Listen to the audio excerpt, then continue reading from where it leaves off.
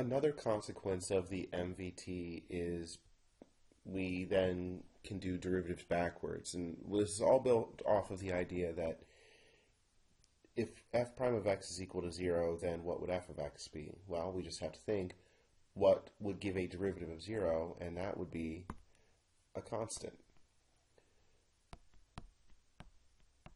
And so the consequence of this is that functions with the same derivative will always differ by a constant. So let's say we have f prime of x is equal to 3x squared. Well, to figure out what f of x is, I need to figure out what would give me a derivative of 3x squared. Well, power rule would be involved, so there's going to be x to a power, but because I'm going backwards here, instead of subtracting 1, I would add 1, and then divide out in front by the new power instead of bringing it down and multiplying. So 3 divided by 3 is 1, so f of x equals x cubed. However, I do then need to take into account the fact that there could be some constant added on to the end here, because it could be x cubed plus 1, x cubed plus 7, x cubed minus 12, x cubed minus e. So there may be some constant here. When this happens, and I don't know what c is, this is called a general solution.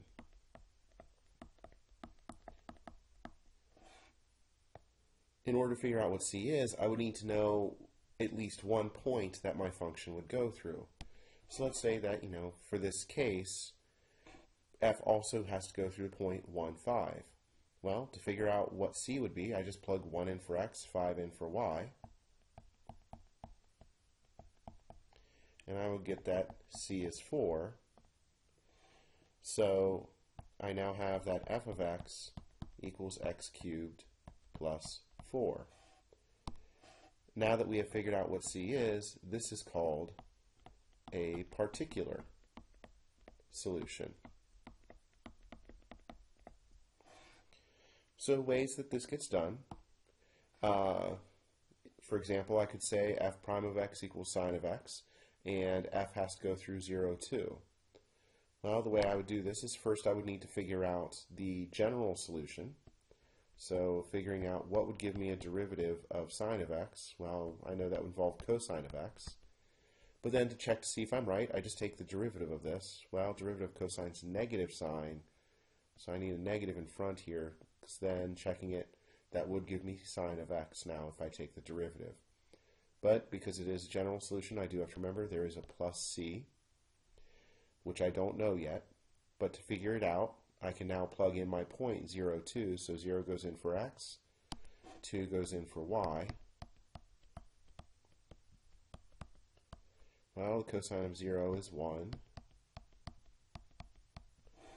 So I get that c is 3. And so f of x, my particular solution, would be negative cosine of x plus 3.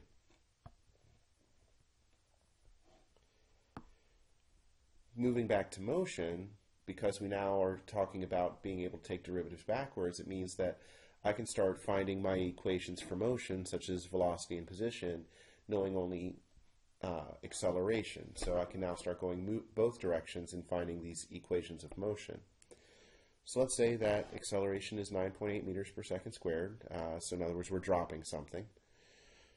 And the body starts at rest, whatever it is we're dropping. It doesn't have to be a body.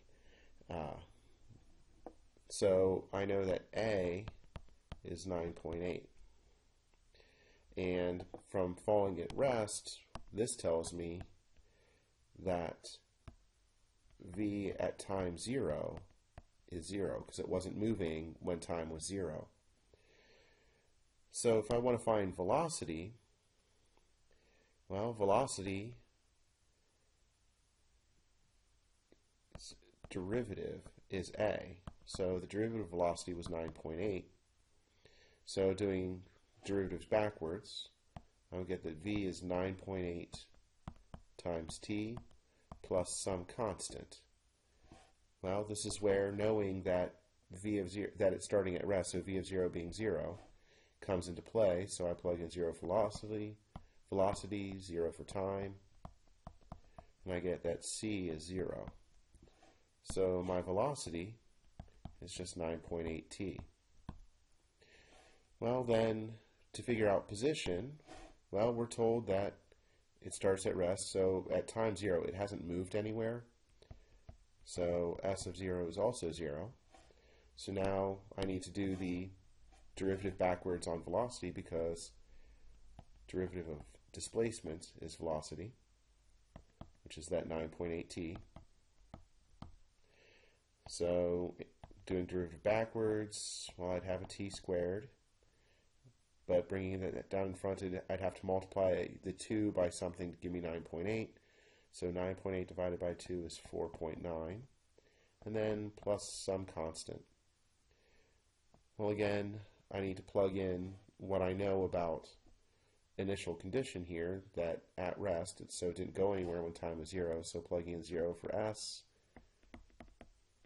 and 0 for t.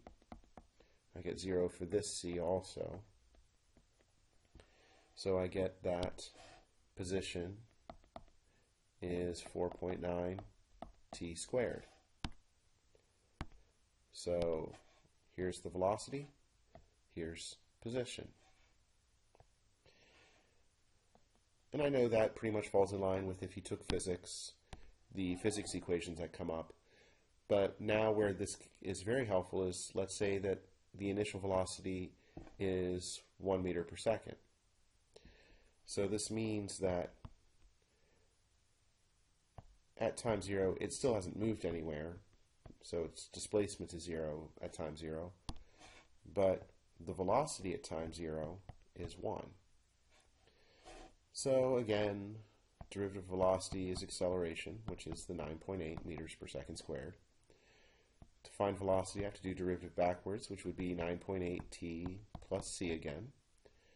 But now, because I'm using this initial condition that velocity is 1 when time was 0, this time c is 1, so my particular solution for velocity is 9.8 t plus 1. And there's our velocity equation. Then, moving over to the position, I know derivative displacement is velocity, which is now that 9.8 t plus 1. So doing derivative backwards, well, I'll have a t squared, and again, if I'm checking it, bringing the 2 down, I'd have to multiply it by something to get this 9.8. So that would be 4.9. And derivative backwards on the plus 1 would be plus t. And then I do have to remember to do plus c on the end of it. And again, to figure out what c is, I take advantage that it hasn't moved anywhere at time of 0. So position is displacement 0 when t is 0. So I would get 0 for this c. So then s would equal 4.9 t squared plus t. And I'm sure this is something we will have to talk about more in class.